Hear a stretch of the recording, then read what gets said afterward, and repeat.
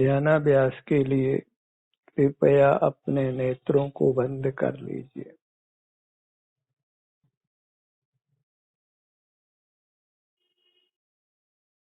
सिर से पैरों तक आप सुख स्वरूप हैं। उस सुख का अनुभव करिए, उस सुख को भोगिए। इसी में आपको अनुपम सुख मिलता है, उत्तम सुख मिलता है। वही सुख जो परमात्मा भोगते हैं। सर्वांग में शांति होती है, निराकुलता होती है, अद्भुत अनुपम सुख मिलता है। हमें सुख की ही कामना है तो अपने से युक्त होकर सुखी हो जाना है। बाहर के पदार्थों पर हमारा कुछ भी जोर नहीं है।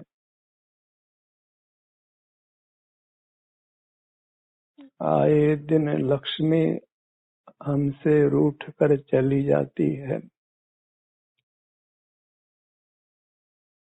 धन की रक्षा करते करते भी वह नष्ट होता है, क्योंकि उस पर हमारा कोई अधिकार नहीं है और वह अचेतन है, सुख स्वभावी नहीं है, उसको भोगना भी शक्य नहीं है।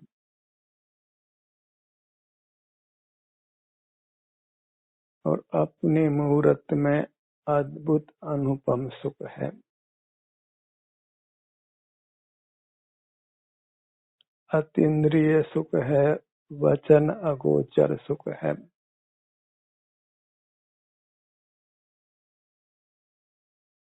सुख अपने आप में एक पूर्ण भाव है। अन्य किसी गुण या शक्ति की हमको वास्तव में आवश्यकता नहीं है।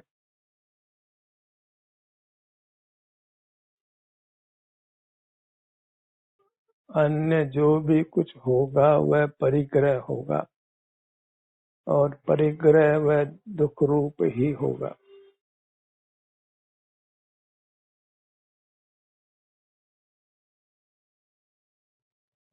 इतना बस स्वीकार करना है कि हमारा शुद्ध स्वरूप सुख मात्र है।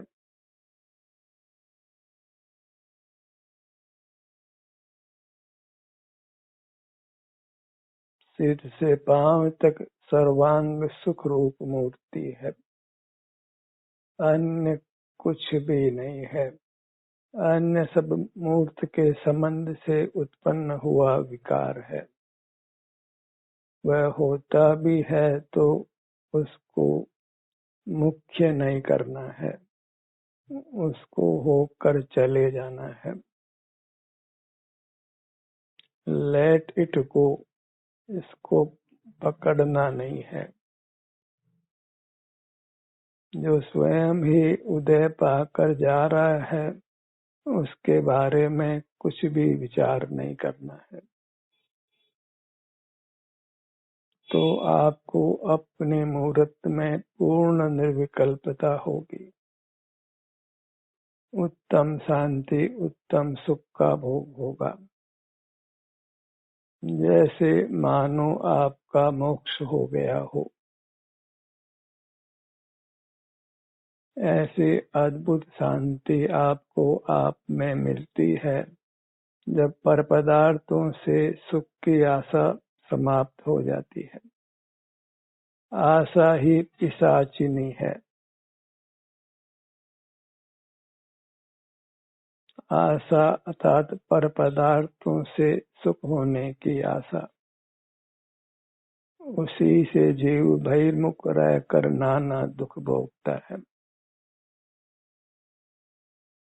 जब हम स्वयं ही सुख मूर्ति हैं तो बाहर के पदार्थों से सुख की कामना क्यों करना है।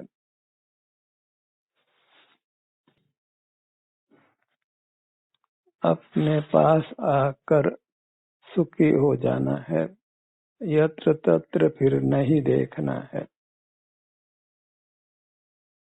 लोक में भी हम ऐसा ही करते हैं। अपना काम करके हम आगे बढ़ जाते हैं, जगत की ओर नहीं देखते हैं। रेलवे स्टेशन पर टिकट लेकर रेलगाड़ी की ओर बढ़ जाते हैं। शेष लोगों को कब टिकट मिलेगा इसके बारे में कुछ भी ऊहापोह नहीं करते हैं। स्कूल कॉलेज की पढ़ाई पढ़ लेते हैं तो फिर आगे बढ़ जाते हैं। बाकी विद्यार्थी कब कितना पढ़ रहे हैं उसमें अपना समय नहीं गंवाते हैं। तो अपनी मूरत में सुख पाकर उस सुख को भोगते रहना है, जगत की ओर नहीं देखना है। अपना काम हुआ और आगे बढ़ जाना है, पूर्ण सुख को पा लेना है।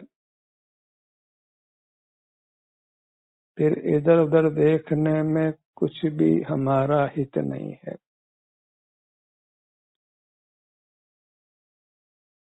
अपनी मूरत में ही हमको अद्भुत सुख मिलता है, अन्यत्र कहीं नहीं मिलता है। तो अपनी मूरत में रहना है, निर्विकल्प रहना है, अद्भुत उत्तम सुख भोगना है, बिल्कुल ठहर जाना है। पूर्ण विराम लगाइए, फुल स्टॉप। कोमा सेमीकोलन नहीं लगाना है। पूरी तरह अपने में ठहर जाना है।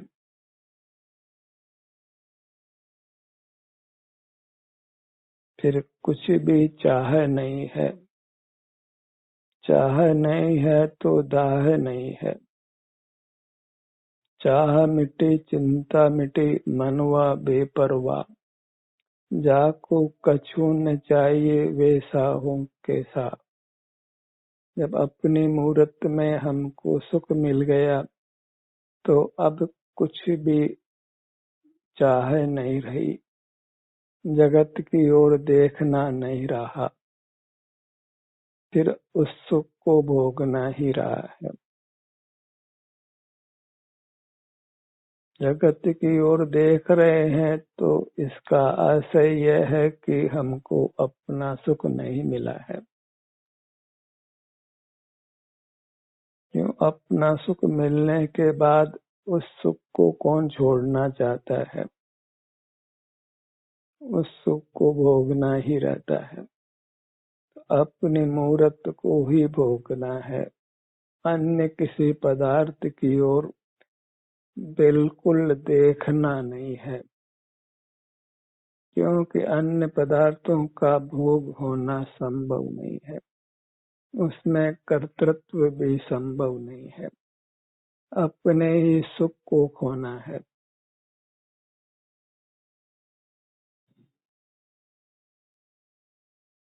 अपने विभिन्न अंग उपांगों से जुड़कर रहना है।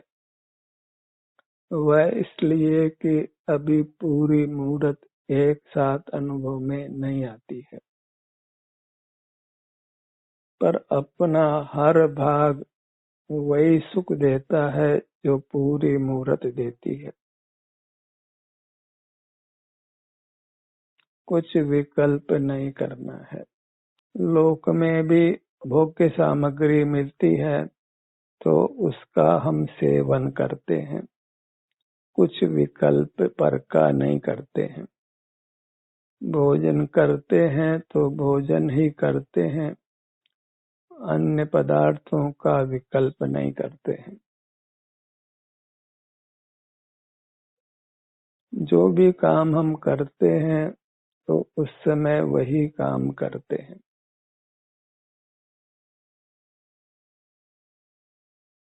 तो अपने सुख को भोगिए और अन्य कुछ विकल्प नहीं करना है।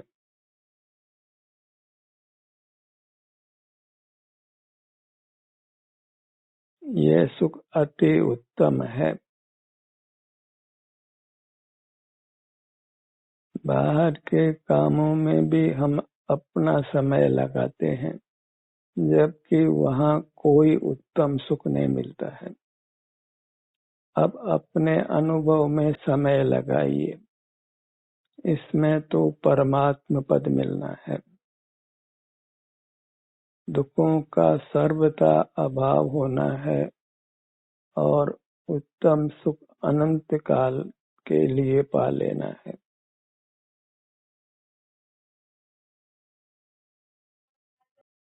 अपना सुख मुखमंडल में अनुभव में आवे, हाथों में आवे कि पाँवों में आए, धड़ भाग में आए कि पीठ भाग में आए, कानों में आवे कि आंखों में आए, नासिका में आए कि ललाट में आए, कि सिर में आवे,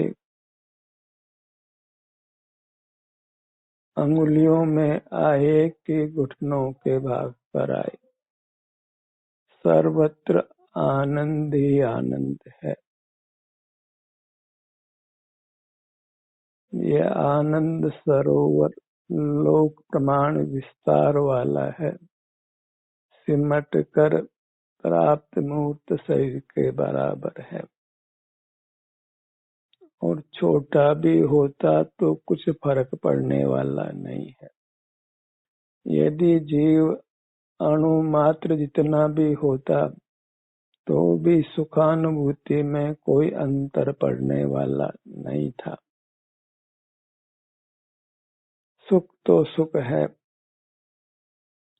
उसका क्षेत्र विशाल है कि छोटा है, उससे कोई अंतर नहीं पड़ता है। मिश्री मीठी है, भले वह बहुत बड़ी है कि छोटी है, मिश्री तो मीठी ही है। आपका छोटे से छोटा भाग भी आनंद ही है। वह अंगुली के आकार हो कि कंधों के आकार हो कि कानों के आकार हो, जो भी जितना भी विस्तार है उसका छोटे से छोटा भाग भी असीम आनंद रूप है। स्मृति ज्ञान चाहिए तो इतना स्मृति ज्ञान रखिए कि मैं आनंद रूप हूँ। अब तक जाननहार रहे थे, अब आनंद भोजी रहिए। दोनों में 36 का संबंध है। जाननहार का संबंध संसार से है और आनंद भोजी का संबंध मोक्ष से है। और आनंद का तात्पर्य शारीरिक सुख है, वैश्विक सुख नहीं है। और शारीरिक सुख में भी शरीर का अर्थ अपना आभ्यंतर अमूर्त शरीर है।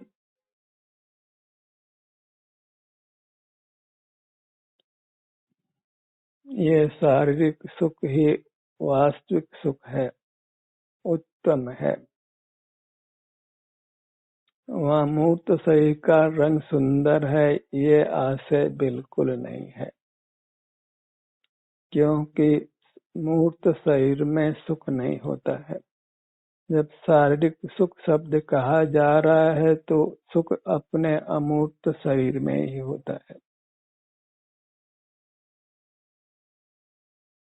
भौतिक शरीर की सुंदरता का ग्रहण नहीं करना है। अपनी सुंदरता सुख है, जो पर से विभक्त होकर अपने में एकत्व करने से प्रकट होती है।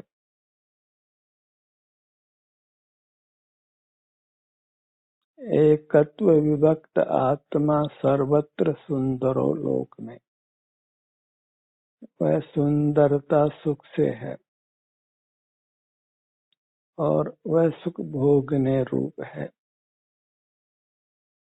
तो मैं सुख भोजी हूँ, अन्य कुछ भी होने की आवश्यकता नहीं है।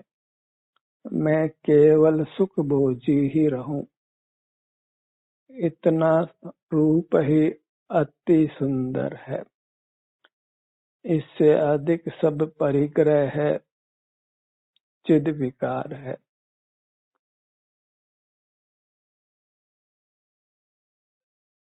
हम सुख ही सुख है, सुख के अलावा कुछ भी नहीं है। जैसे शुद्ध स्वर्ण पीला और कांतिमान है और कुछ भी नहीं है।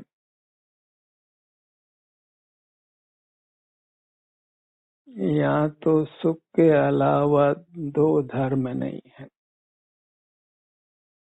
और अनेकता है तो वह मूर्त कर्म के संबंध से है, हमारा शुद्ध स्वरूप नहीं है। एक देखिए जानिए रम रहिए एक ठोर, अपने आप को प्रथम एक मानिए। द्रव्य से एक, क्षेत्र से एक, काल से एक और भाव से एक।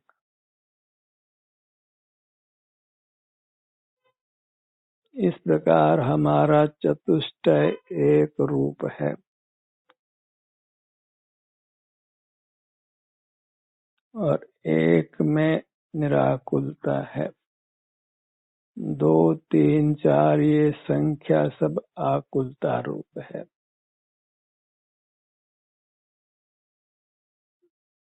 एक के आश्रय से ही निर्विकल्पता है, वीतरागता है। और जहाँ द्वैत है वहाँ क्लेश है।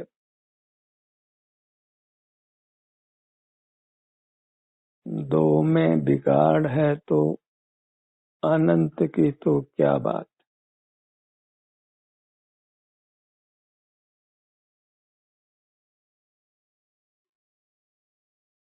अकेला आता है, अकेला जाता है, पर अकेला रहता नहीं है। और अकेला रहे तो निर्वाण को पाता है। और अकेला तब ही होता है जब मुख बाहर नहीं होता है। जहाँ मुख बाहर है वहाँ फिर एकत्व नष्ट होता है।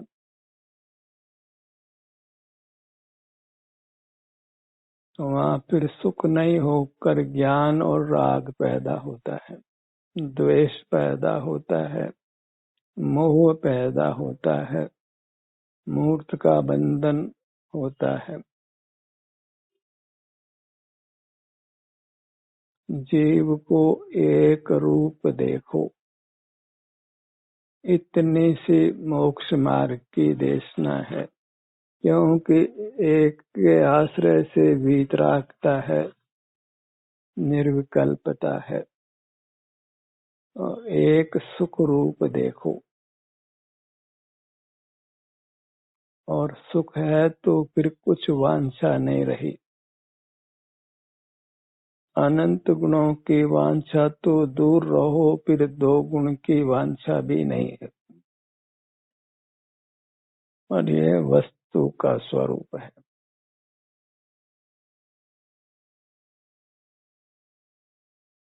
अपने में सहज विहार होता रहे। जब पर में सुख की आशा समाप्त हुई तो वृत्ति परमुख नहीं होती है, पर का स्मरण भी नहीं करना चाहती है, पर का विचार भी करना इष्ट नहीं होता है। फिर पर कोई भी क्यों न हो, पर तो पर ही है, ताते दुख हो। आप ही है और उससे स्वाधीनता होती है, सुख होता है। स्वानुभव से ही पर में परपने का बोध होता है, अन्यथा तो किसी न किसी पर में ममत्व अहंकार हुए बिना नहीं रहता है। इसलिए प्रथम से प्रथम आपका अनुभव करिए। और आपके अनुभव रूप रह जाना है, वो परमात्मा पद मिल जाना है, पूर्ण सुख का भोग होना है और वह अनंत काल तक होते रहना है। बस सिर से पैरों तक इतने क्षेत्र में ही बने रहना है, फिर सर्वांग में सुख ही सुख है। कदाचित कर्म के संबंध से अल्पकाल वेदना रह सकती है, पर उसकी तो मृत्यु हुई जानो।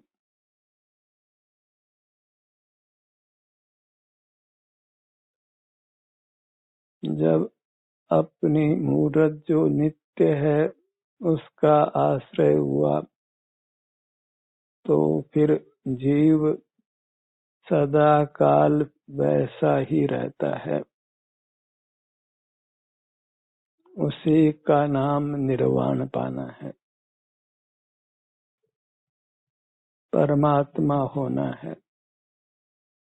अपना अनुभव करते हुए रहिए, वही परमात्मा दशा है, वही सुख का निरंतर भोग है।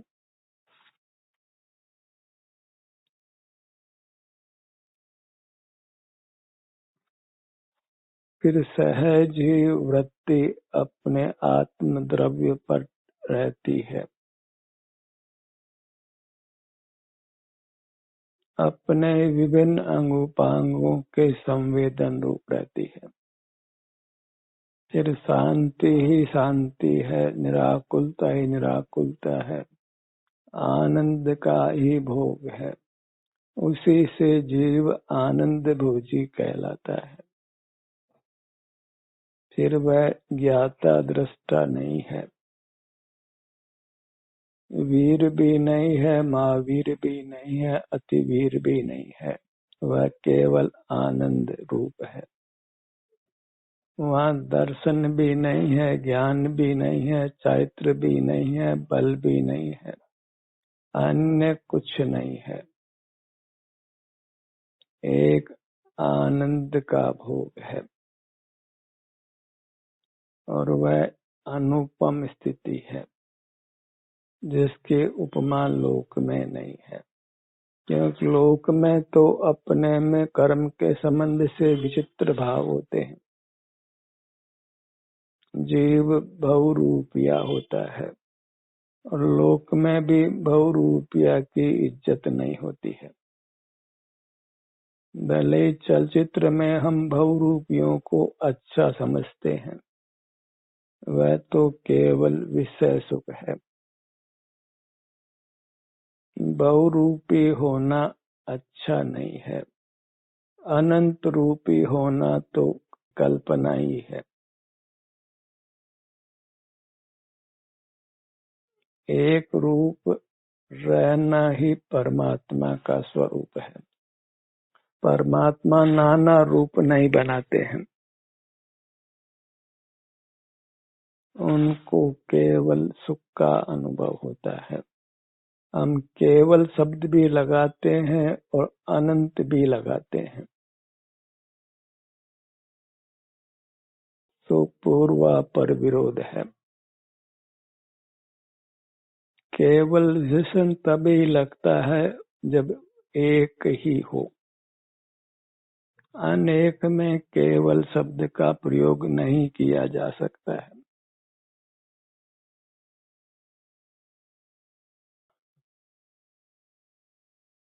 अपनी मूरत ही परमात्मा की मूरत है। कुछ भी अन्य विकल्प नहीं करना है।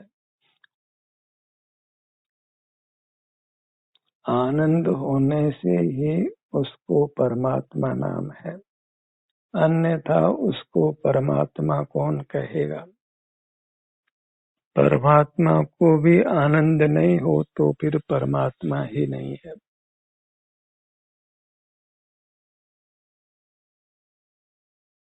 अपने से युक्त रहिए, अनुपम सुख भोगिए। एकदम निराकुलता, निर्विकल्पता, वीतरागता, वही अभी परमात्मा होना है और परमात्मा ही होकर रही है। फिर बाहर विषय सन्मुख नहीं होना है। फिर अंधकार है। ज्ञान नाम अंधकार का है। प्रकाश भी कहें तो वह प्रकाश भी अचेतन है। प्रकाश भी पुद्गल की पर्याय और अंधकार की भी पुद्गल की पर्याय है। जीव तो आनंद रूप है। वास्तव में तो पदार्थ पुद्गल में ही झलकते हैं। दर्पण में झलकते हैं कि जल में झलकते हैं। अपने आँख की पुतली में भी पदार्थ झलकते हैं। यह सब झलकना मूर्त का स्वरूप है। मूर्त के संबंध से हमारे में होता है। मूर्त का संबंध नहीं हो तो झलकना नहीं है। पंडित और साधु जो मोक्ष मार्ग को नहीं समझे हैं, वे परमात्मा को दर्पण रूप देखते हैं, अचेतन ही देखते हैं। जो परमात्मा को भी अचेतन देखते हैं तो उनका आदर्श ही मिथ्या हुआ। तो आप कैसे परमात्मा होगा? जीव दर्पण की तरह बिल्कुल नहीं है। वह आनंद भोजी है। पदार्थों को प्रतिबिंबित करने का उसका कोई स्वरूप नहीं है। तब पदार्थों को जानने का उस पर कोई भार नहीं है। बाल बुद्धि ही जगत के तमाशगीर होते हैं। म्यूजियम देखेंगे, चिड़ियाघर देखेंगे और क्या क्या देखना चाहते हैं। वीतरागी तो कुछ भी देखता जानता नहीं है, विरक्त है। अपने आनंद के भोग में ही निरंतर संलग्न है। उसको बिल्कुल फुर्सत नहीं है। यह कहने की भी फुर्सत नहीं है कि मुझको फुर्सत नहीं है। आई एम बिजी इतना बोलने को भी उसके पास अवकाश नहीं है, क्योंकि उस विकल्प में उसके आनंद का लोप होता है। वह निर्विकल्प है। ऐसे अपने आनंद को भोगते हुए रहना है। ध्यान का ये सत्र यही समाप्त होता है।